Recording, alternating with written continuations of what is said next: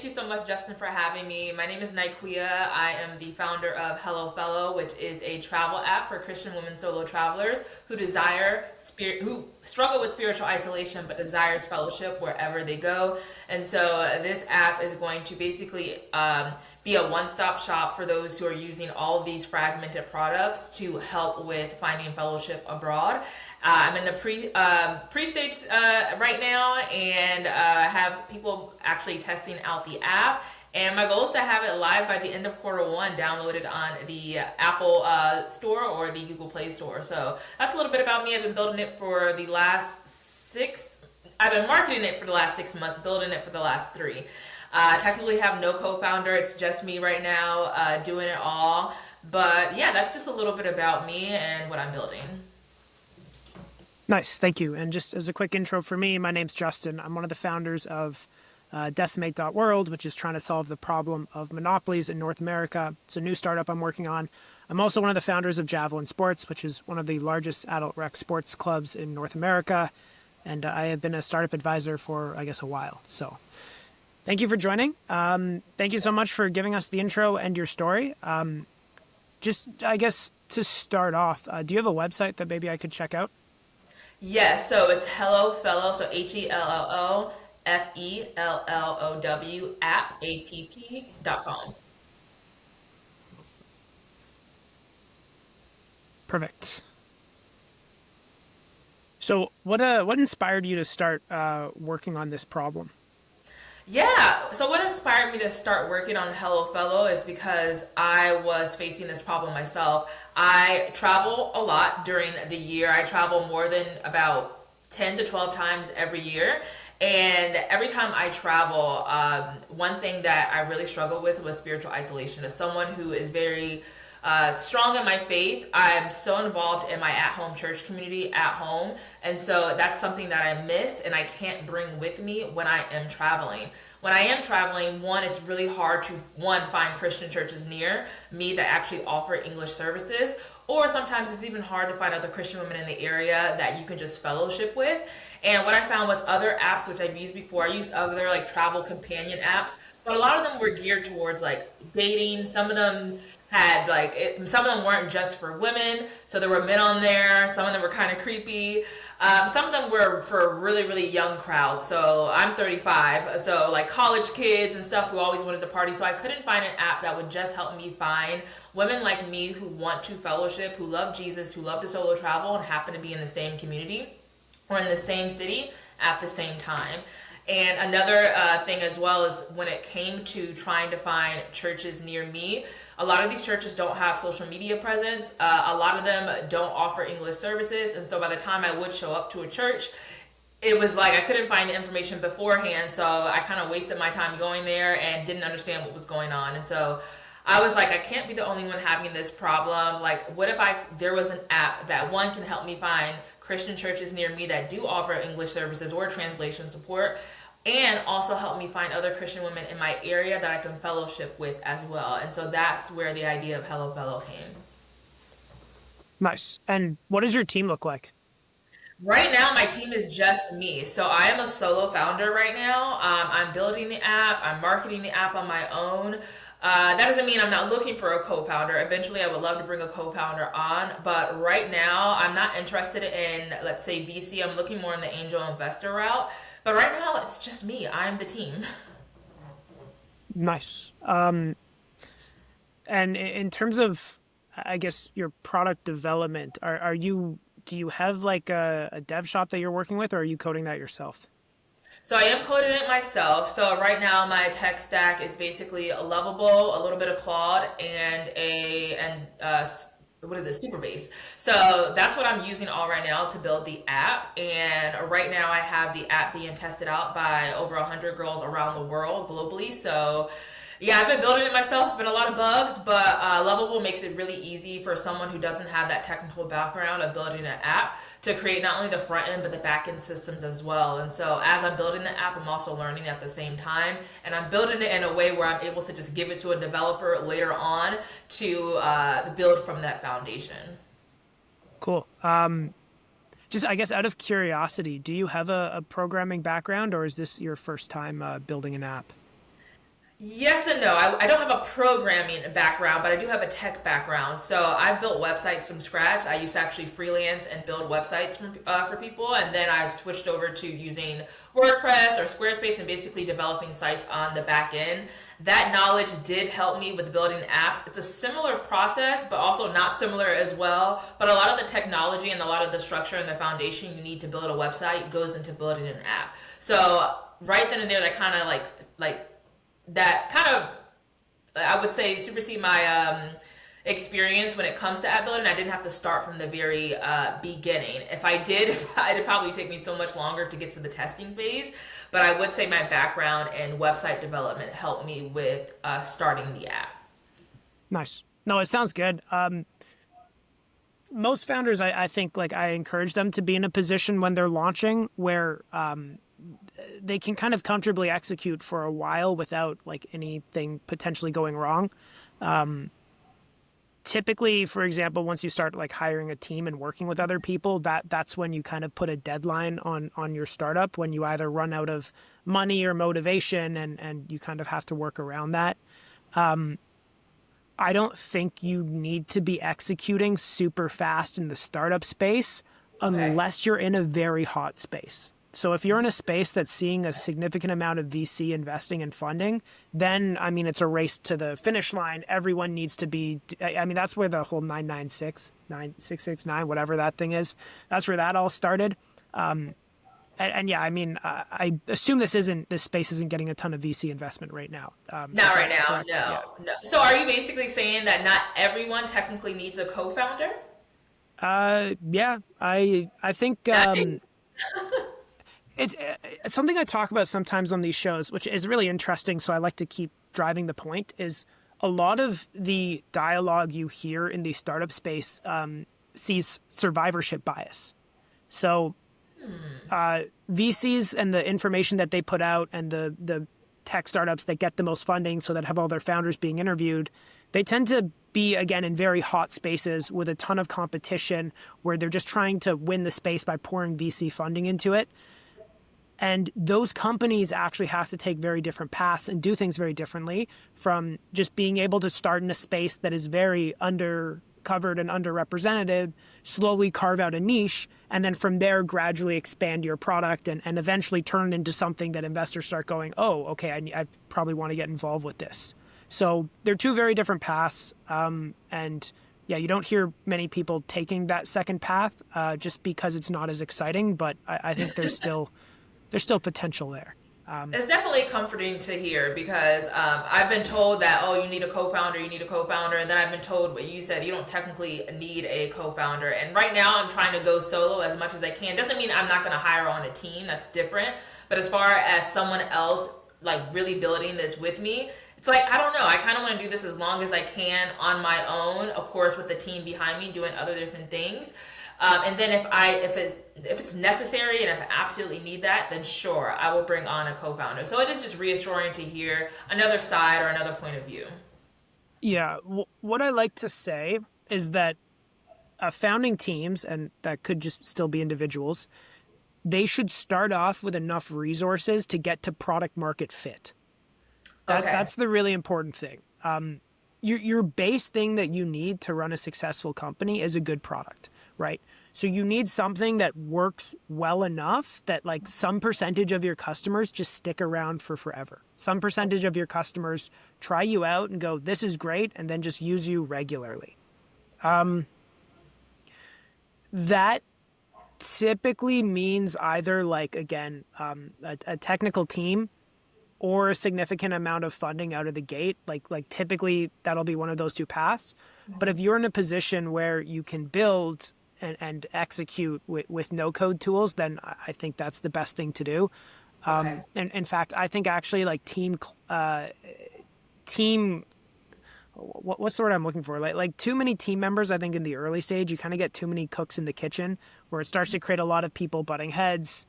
You are still trying to figure out like whose vision you're typically wanting to follow, and it can slow things down a lot, and then you end up with this product that is kind of brought by two different people with two different visions, and a lot of the features clash, so they're not very usable or intuitive for your customers. So yeah, being able to keep it under one vision, I think, works really well. It's most people find that impossible, right? But if you can execute at that, then I think it's the best thing to do. Perfect.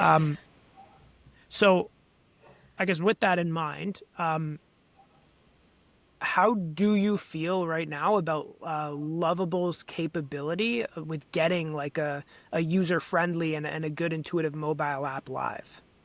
That's such an interesting question because before I started using Lovable, I was using two other platforms, which I think Bubble, but I was using Bubble and then another platform as well, and I hated them. The user experience on building on the back end, it was just so hard for me to understand. And so when I switched over to Lovable, it was interesting because I heard a lot of people say that they prefer Bubble over like Lovable. And so I found, and I think there's one called Replit as well, which is out there as well. And so when I started using Lovable, it came second nature to me. It was really similar to how I develop websites on the back end. I think that's why I loved it more, and it was easier for me to build, knowing what I know and how their user interface is.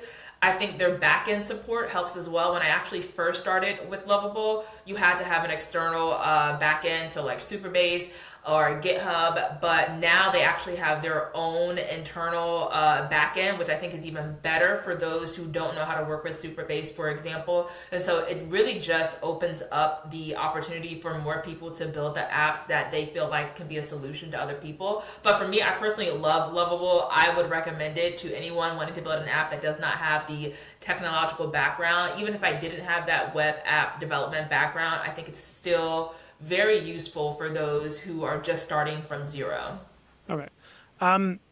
Why did you go with building a mobile app instead of a web app? So that's a good question. I put myself in the mind of my ideal customer, which would be me. And we always have our phones on us, but we may not always have our laptop on us, especially if we're traveling. Our laptops might be stationed like in our room, but you always have your phone on you. So if I was in a certain area of a city and I, was out in the city for like a few hours or so and I wanted to see who was around me, it's easy to have my phone on me and be able to use the app versus have my desktop with me and laptop or desktop and then lugging my laptop around. However, it is being built for iPads and tablets. So right now, I'm actually having users test out a web version of the app to see if it's actually something I want to implement. But I also have the users mainly testing out also the mobile app. So I have some that opted in to test out both. The desktop version, it's pretty cool. I've gotten good feedback on it. But a lot of people who are using the mobile apps, some are using tablets. It's way more good feedback than the desktop version. So really just listening to the beta testers who are testing the app, really putting myself in my position how I was when I was first trying to figure out, like when I was using the travel companion apps, I would most likely use them on my mobile device and not on my laptop or my desktop. So that's a really good question because I still have not eliminated the website application, but I'm definitely more focused on the mobile app. Okay. The one thing I'd be concerned of based on everything you're telling me is it sounds like you are taking a lot out of the gate and trying to stuff that all into your first launch. So I want to share this story about something that we found at Javelin Sports, and this is something that I think a lot of successful founders go through. Okay. And that's this way where they overbuild initially. So the Javelin app, it's an app we have for this volleyball company. It's essentially the goal is to make it as easy as possible for people to play volleyball and to connect through the sport of volleyball. Okay. When we first built it, with my co-founder, we built a health screening app during the pandemic. We made a decent amount of money from that because the timing was really good. A lot of people were worried about getting sued if people caught COVID at their games. So we launched this health screening app, sold it to sports clubs and leagues, worked extremely well. We made money from that, but then we knew it was going to be a temporary business. So we kind of sunset it at the tail end of the pandemic. And with the team, we built this sports app. And because we had worked in the sports space already, and because we had a decent amount of money and an experienced team, we could build a really good product. It did so many different things to get people playing sports, because that's what we thought people would want, right? We're like, okay, people are going to want to play a ton of different sports. They're going to want to join leagues. They're going to want to like get matched with other sports players. They're going to want to join tournaments, that they're going to want to play pickup games. Like, we did everything. We're going to want to book courts and split those bookings with friends. It was insane how much we built. And we launched it, and it was people only used it for drop-in volleyball. That's it. None of the other features we built were used.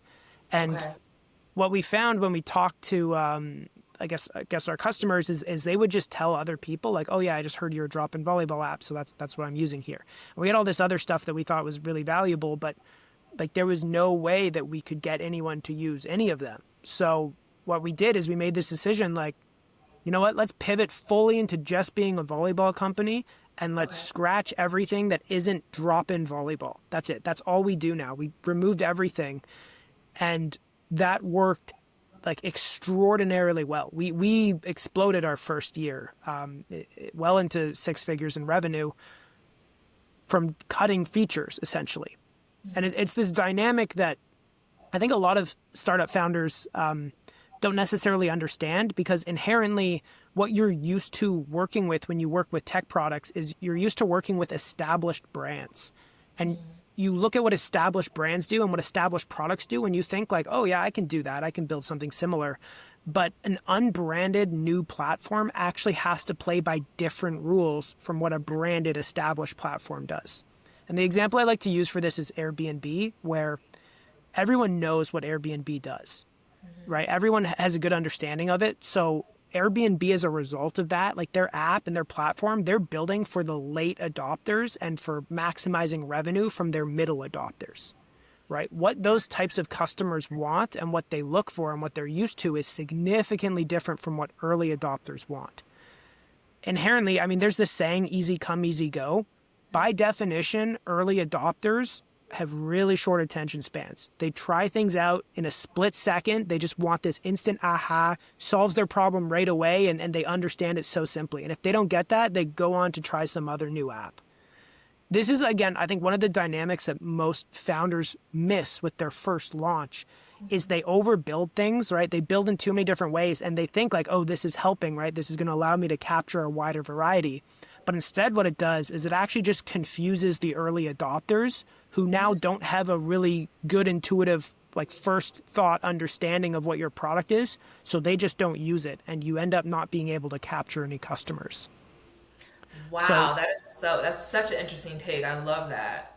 Well, the punchline to this story, which I think is really fascinating, is after we're focusing so much on drop-in volleyball, from working with our customers, they started requesting all of these features that we cut. They started asking for them back, where they started asking, like, is there a way I could like follow other people or be friends with them so I can see what games they're going for? Or like, can you do other types of volleyball? Like, I want to play in tournaments. I want to play in leagues. We've had a bunch of requests for other sports, but at this point we've just committed, like, you know what? No, we're all in volleyball. Okay. So the point is like, as we added these to the existing customers that we had who were using our product regularly and understood like the pain points with the product, all of a sudden these features started getting used, but they weren't used when we were putting them in front of the early adopters. So that's my biggest recommendation, again, to like pre-launch like founders, especially mobile app founders. People downloading a mobile app, like the viewpoint behind people downloading a mobile app these days is like, you better be so polished and so perfect to prove you deserve space on my phone.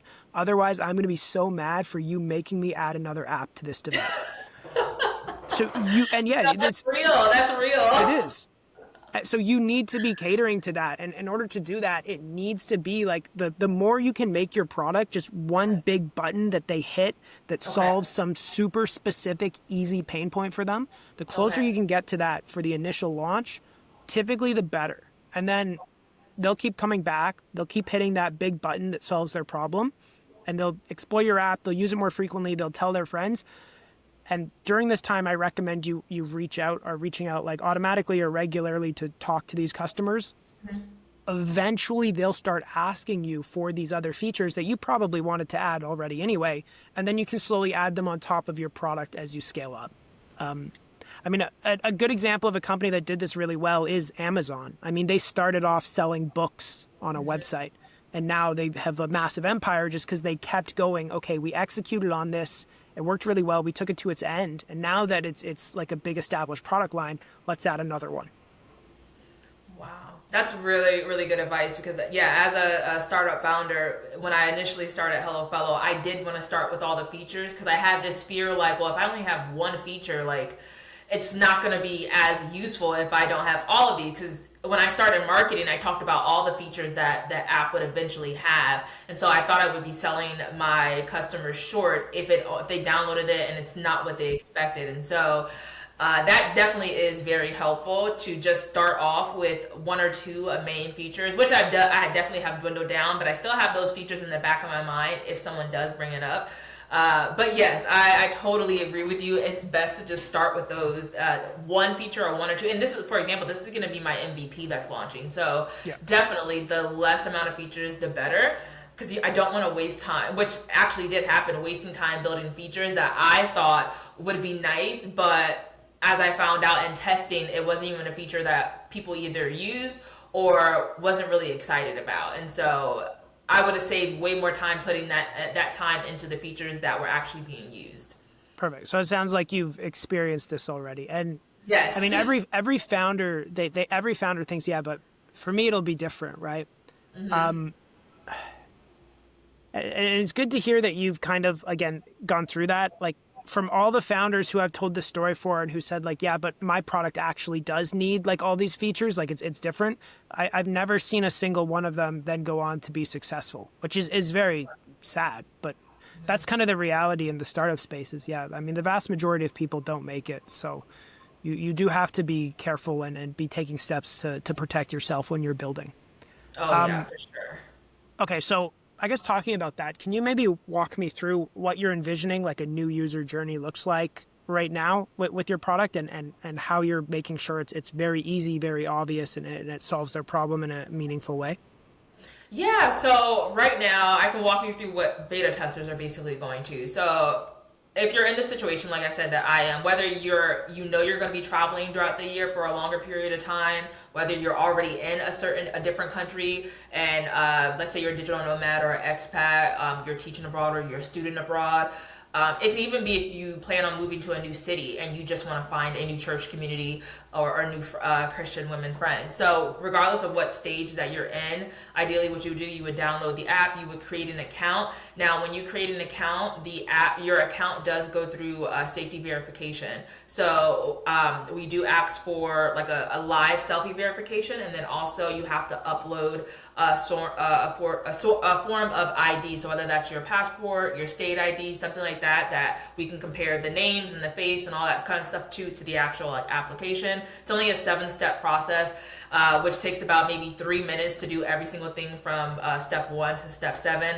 After that, you immediately have access to the app, but you are unverified. So it takes about 24 hours to get verified, because right now I'm doing the manual process of verification instead of using a third-party app right now. Eventually, I will be using a third-party app to do that. But right now, I'm manually verifying accounts myself, also to make sure that it's only for women and it's not like a man pretending to be a woman or something. So I'm checking the passports and things like that.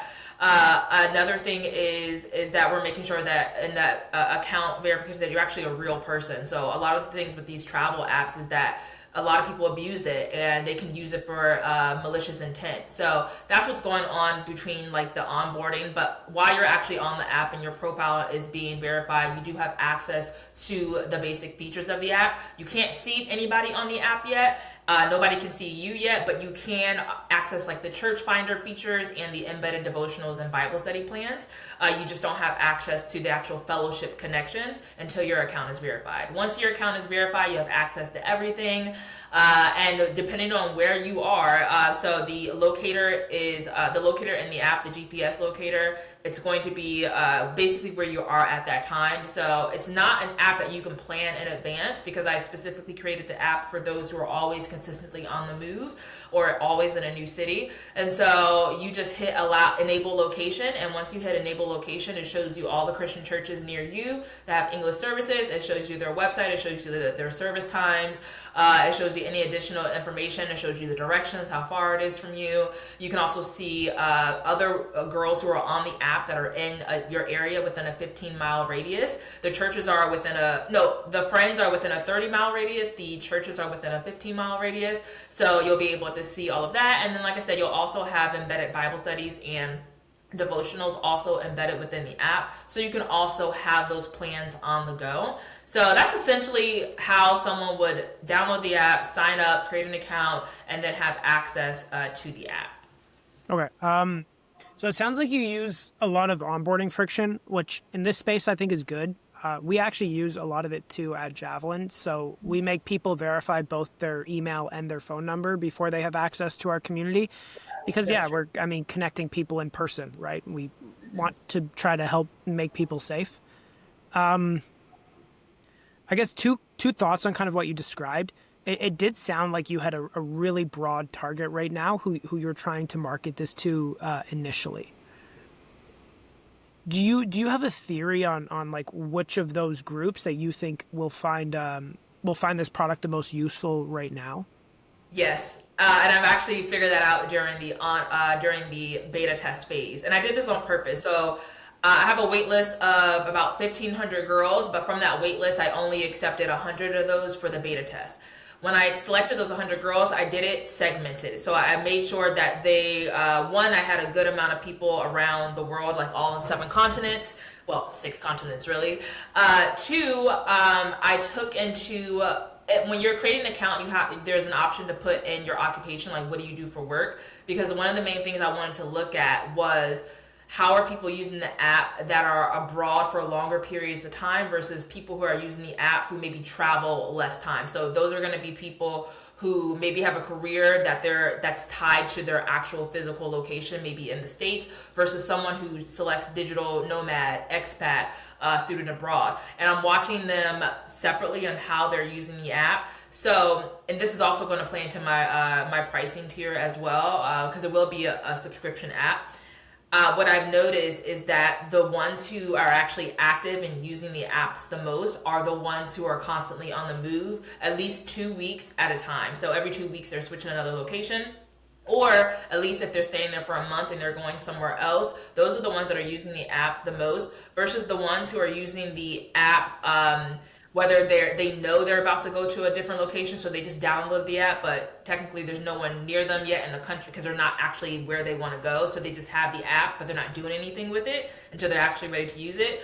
Or the ones who they move to a new city and they are looking for a new church community, but at that point, once they find it, it's like, okay, well, I don't really need the app anymore, unless they're using the embedded Bible studies and reading plans, versus someone who's always traveling long term throughout the year. It's an app they're always going to go back to based on a new location, or if they couldn't find somebody in their area or something like that. So with that information in the beta testing, I definitely think, for example, careers like digital nomad, expats, if you're teaching abroad, those are going to be probably my main target, versus on the lower tier plans or like my freemium plans are probably going to be for those who know they have travel plans coming up or they're moving to a new city.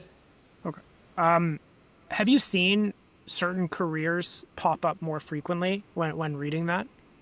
Yes. So digital nomads, they're business owners, so they own their own business, so they're not location dependent. And expats, and then study abroad was actually a big one too. So those 4 categories I've seen a lot. Oh, and travel nurse. Actually, I'm sorry. So travel nurse, flight attendants, business owners, expats, and digital nomads, and then a bit of studying abroad were the top categories and careers that I've seen the most.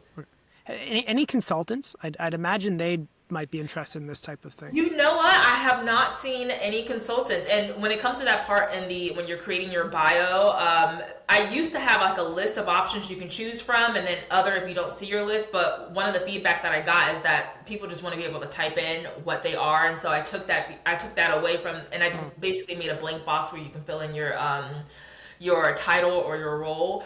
But with that being said, I found a lot of it actually helped me more understand who's using the app, because there was a lot of like roles and titles and careers I would have never thought of, like military deployment was one. Someone who plays sports overseas, I would have never guessed to target those women, because they are going to be people who are constantly moving around as well. And so with that, I have not actually seen someone type in consultant, but I would definitely see that as a role of someone who would use this app if they're my target audience. Okay, cool. Have you thought into like framing your app, for example, into something like, I don't know, like a meetup or a church app for, female Christian digital nomads, like something super, super specific early on? It actually originally started out that way. Since I was the digital nomad at the time, I wanted to create this app for other digital nomads, other Christian women digital nomads.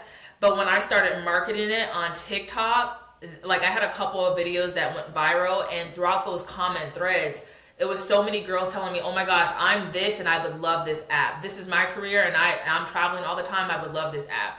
And so initially I'm like, "Oh my goodness, am I putting this app in a box if I know other women who, like I said, military deployment, travel nurse, flight attendant, I would never think of these girls, these careers as well. Like, am I limiting myself if I'm so focused? Because it's already kind of a niche audience already, solo female travelers who are Christian and who are women. So it's already a niche group, but I didn't know if I was super niching myself, if I only stuck to digital nomads. And I think in the end, I think I made the good choice of broadening it a bit.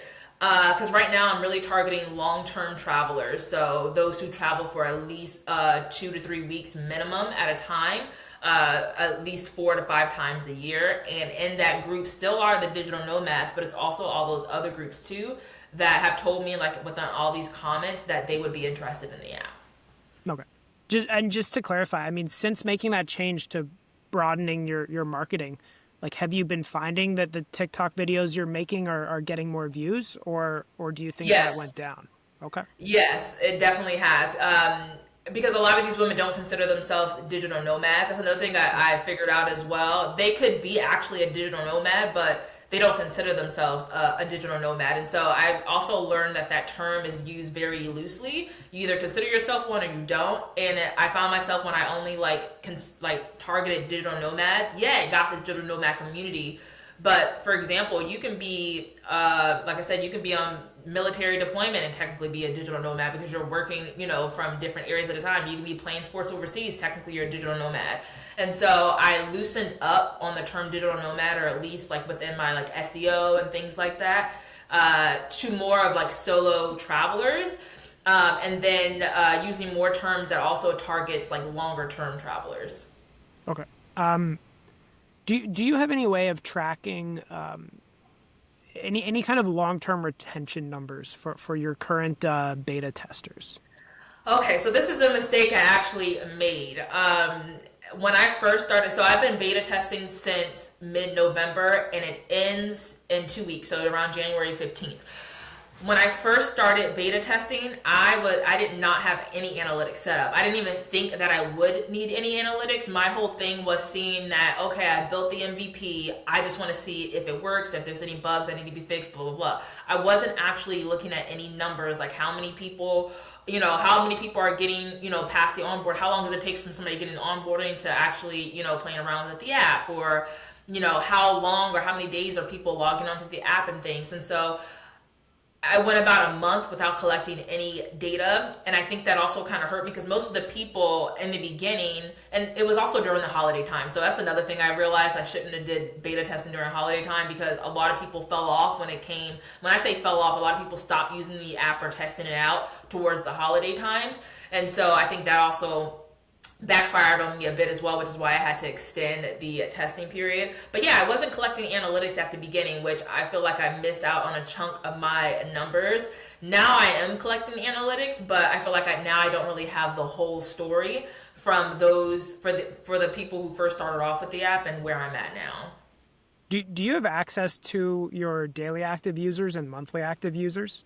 So Lovable gives you some sort of analytics, like it tells you how many people have access to your mobile URL and things like that. Now I'm also using, since right now they're actually the beta testers right now are actually testing on a mobile site. So what I'm actually doing right now, I connected that to Google Analytics, and so I'm using Google Analytics to look at that and certain metrics and KPIs.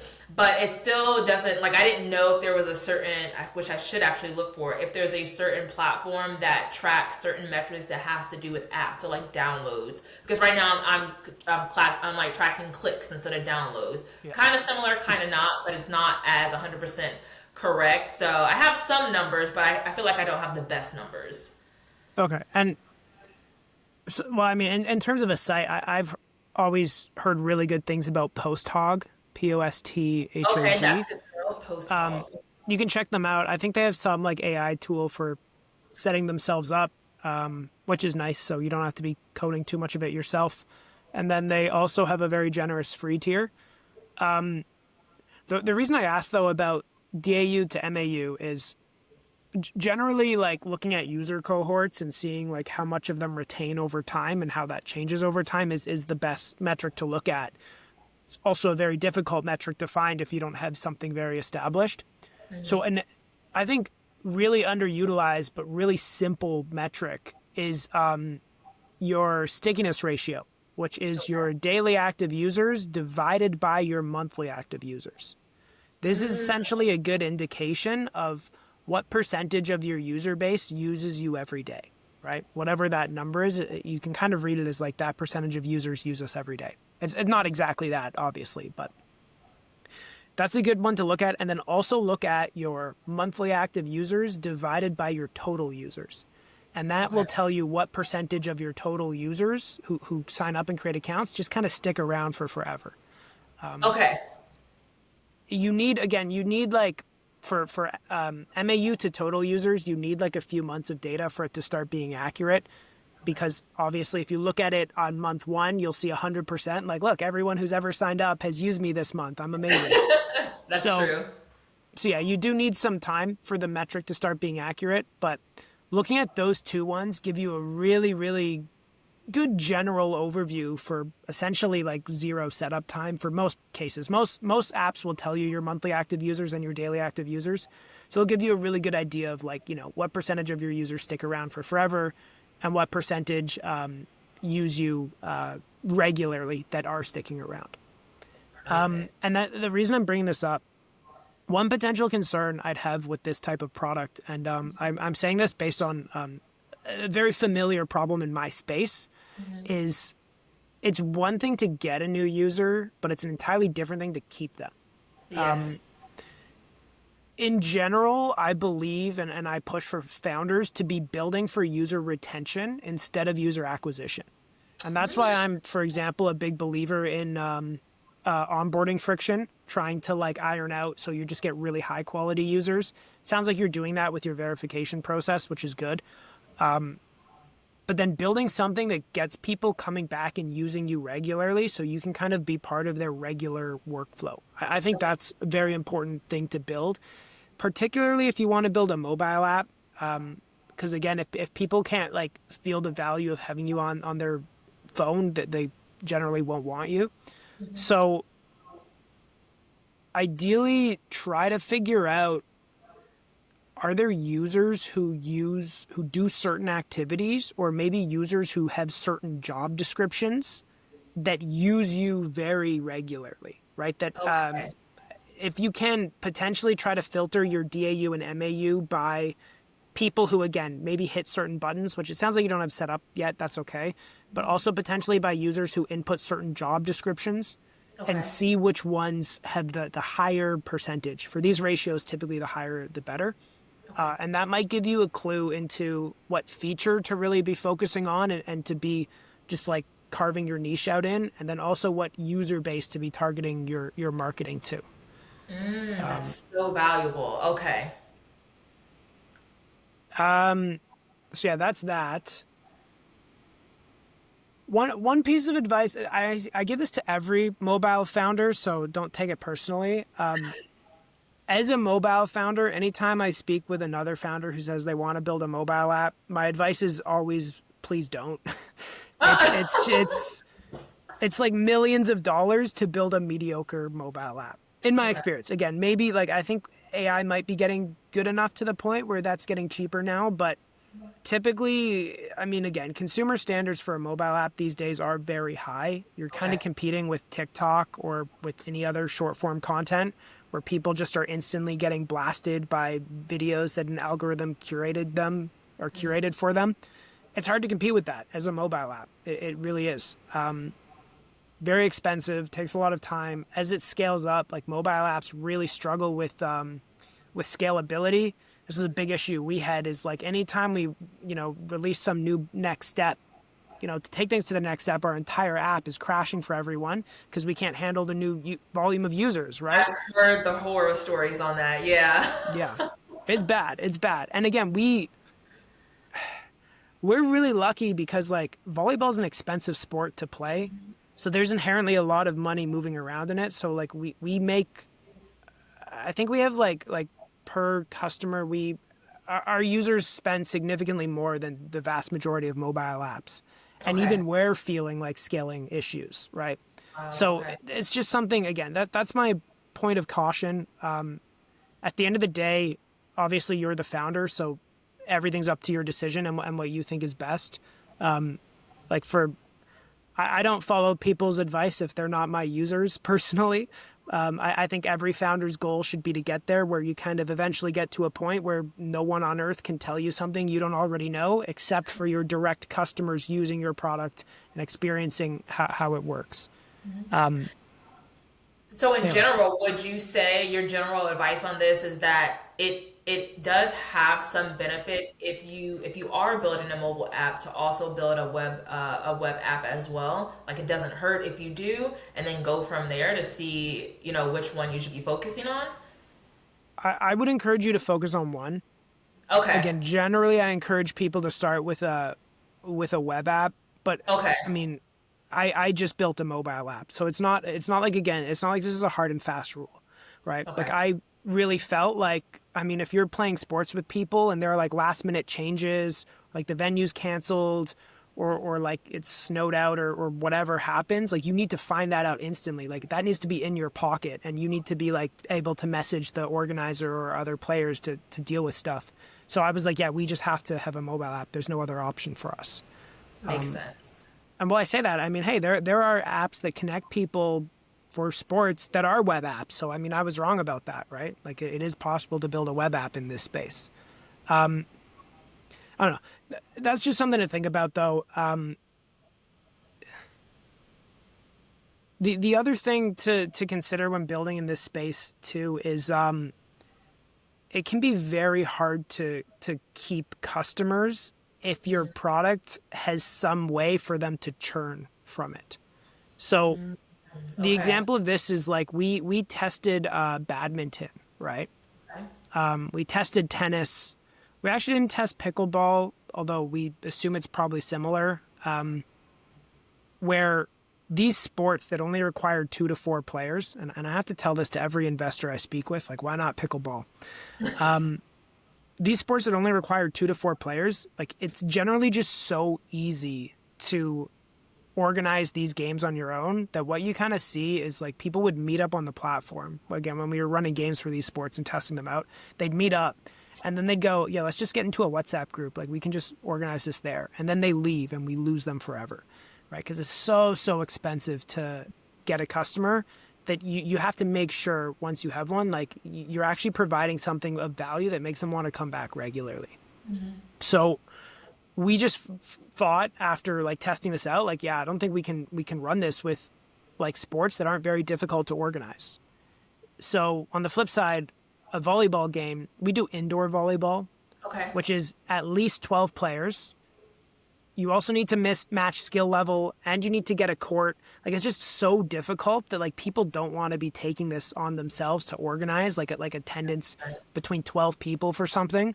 So they stick to our platform, right? They keep using us. And there's some percentage of people who try us out and then stick around just for forever. And that's what we can build our business around. I'd just be a little concerned, and it might not be your case if you really if your users are traveling very regularly, like they might keep using you, but just be looking into that your platform has some built-in way to really ensure people come back and use it regularly instead of just use it to meet people and then churn off of it. Exactly. And you brought up a really good point that I also thought of as well, because we have an in messaging like app feature, chat feature as well. So you can talk to people that you meet within the app. But let's say if they meet up, it's like, well, I don't really need to do that anymore. We can here's my phone number, you know? And so so technically they wouldn't need the app anymore unless they're about to go to another location. So one thing, that's why I added that third, that's why we're launching with three main features, which is the church finder feature, the community feature, and like fellowship feature, and then the embedded Bible studies and daily devotionals, because that's a way that, and then there's like notification tokens and stuff on that too, because that's a way that you can come back to the app daily, like, oh, what's today's devotional? Oh, I want to do a Bible study today. I don't feel like, going to, I don't know, it's Sunday. I don't feel like going to church today, or I just want to do something on my own. Like, let me open up the HelloFellow app and do a Bible study or something like that. So that's one feature that I added onto the app to try to get people to come back when they're not and when they're not physically looking for or currently looking for a new church or new fellowship opportunities. So I'm interested to see how well that's going to help with churn. So like I said, I'm excited to try out Post Hog just so I can start getting these analytics and numbers. But that was definitely something that crossed my mind. Like, how am I going to get people to stay on the app if essentially at least for the fellowship part, essentially when they find the people, they really don't need it anymore. So yeah, thank you for bringing that up, because it actually brought that back to my attention, and making sure that I'm honing down on that part of the app. Yeah, and I guess, I mean, this is where we kind of get to the crux of what makes building a startup so difficult, is you have to balance those two things of keeping it extremely easy and simple for new customers and having as few features as possible, while also balancing with having something that gets people coming back regularly. That's extremely hard. I mean, I mentioned survivorship bias previously. Again, this is big in the startup space. So, I mean, if you look around of like, why doesn't my business, why doesn't my product exist? The answer is usually, oh, it's been tried a bunch of times. It's just people couldn't get it to work, right? Because there's so many little difficult hiccups along the way. With that being said, I mean, I'm not one to sit here and say like that means things can't work. I mean, every investor I spoke with about this sports app idea told me, no, everyone's tried that, it's never going to work. And I mean, here we are, right? Yes. So that's big. I guess one final question. Sure. In your opinion, are there any big timing trends that you're currently capitalizing on? Oh, good question. I would say, I mean, it's a trend that's been going on for like, I want to say after COVID. So, a lot of people are taking their jobs, digitally, or they can, not be location dependent in their career. And so a lot of people it may have taken like a year or two after COVID to get in that position.